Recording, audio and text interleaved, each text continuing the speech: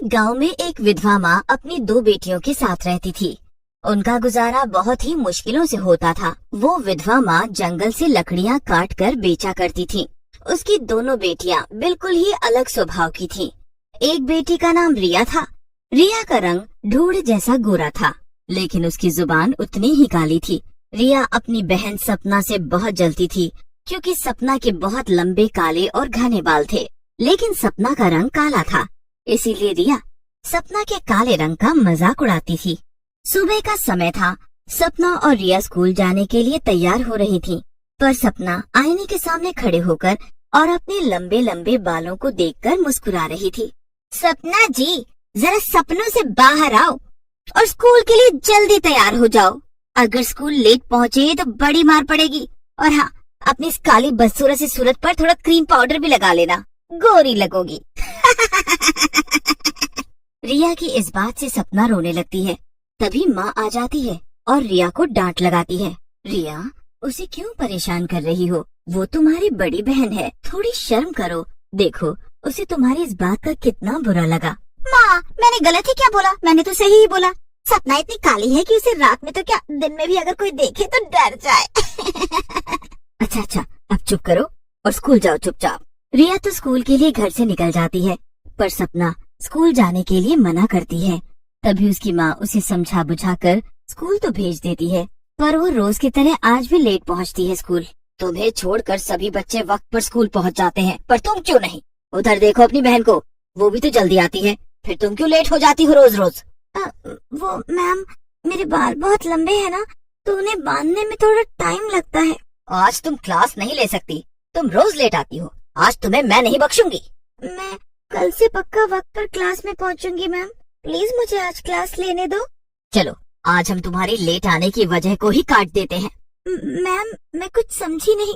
Teacher अपने bag में से कैंची निकालती है और सपना को एक कुर्सी पर बैठा देती है। टीचर सपना के हाथ पाँव बांधने लगती है। टीचर सपना के लंबे बाल काटने लगती है। सारे क्लास के स्टूडेंट्स उसे देखकर हंसने लगते हैं और सपना रोने लगती है।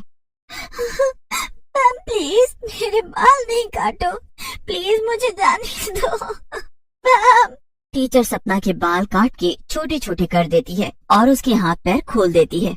सपना मुंह अपने हाथों से छुपाकर स्कूल के बाहर जाने लगती है। सपना को ऐसे रोते हुए देखकर रिया बहुत खुश होती है। बहुत सही हुआ इसके साथ, बड़ा इतराती थी अपने बालों को लेकर। अब पता चलेगा, अब तो ये हमसे भी पहले क्लास में आके बैठ जाएगी। सब लड़कियां रिया की बात सुनकर हंसने लगती हैं। सपना भागते भागते जंगल पहुंच जाती है और एक पत्थर से टकराकर एक अनजान जगह गिर पड़ती है। ये मैं कहाँ आ गई? ये तो बड़ी अजीब जगह लग रही है।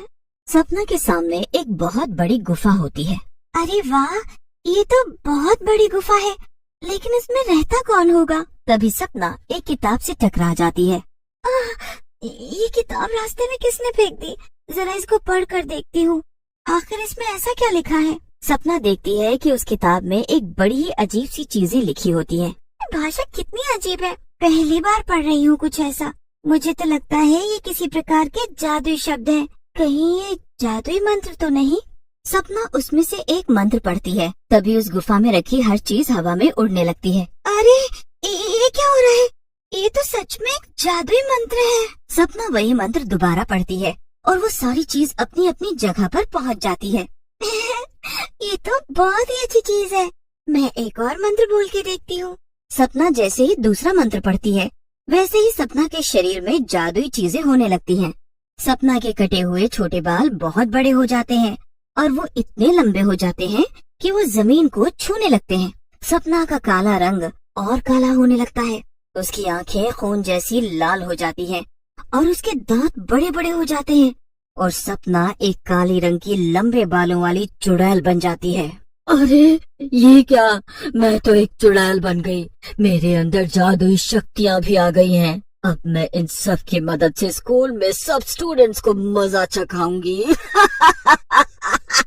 जैसे ही सपना गांव में घूमने लगती है, सारे गांव वाले डरकर इधर उधर भागने लगते हैं।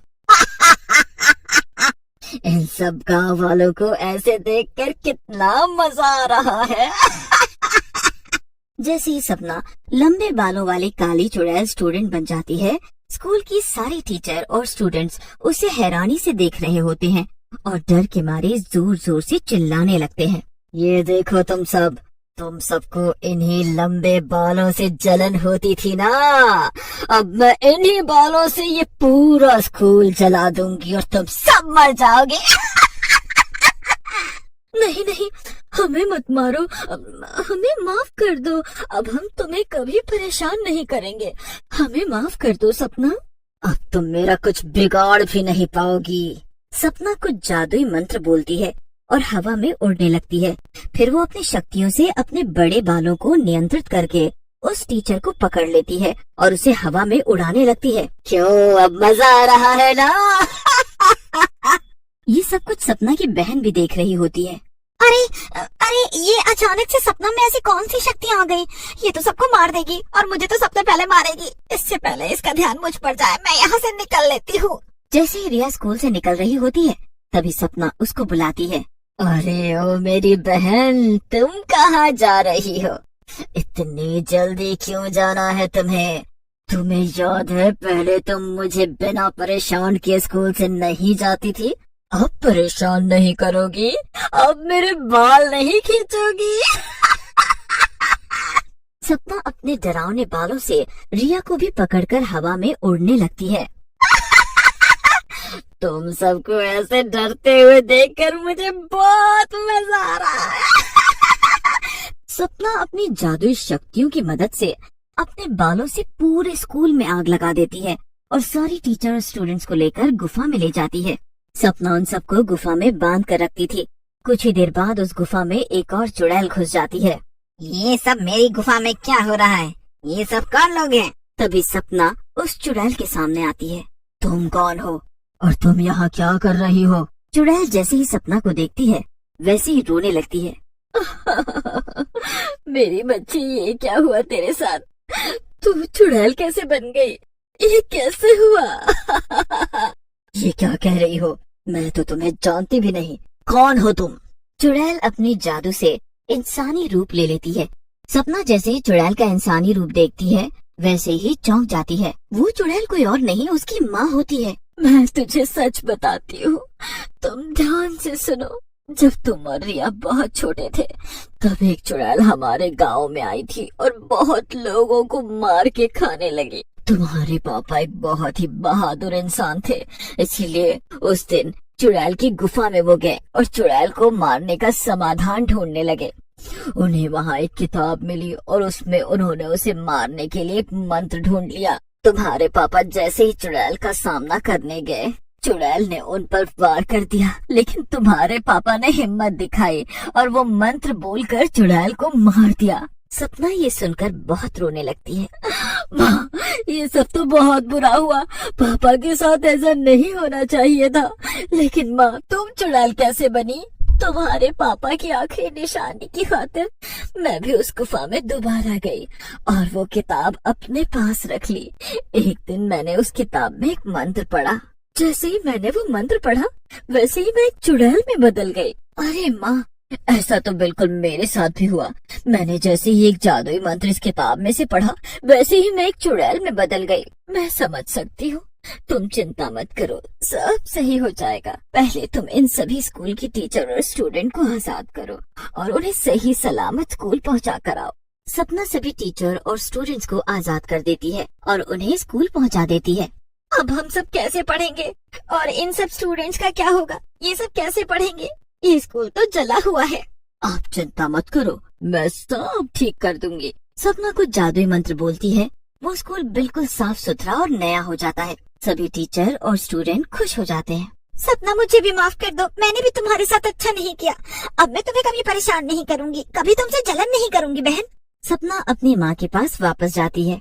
मैंने तुम्हारे लिए और अपने लिए इस किताब में से एक जादुई मंत्र ढूंढा है जिससे हम दोबारा इंसान बन सकते हैं।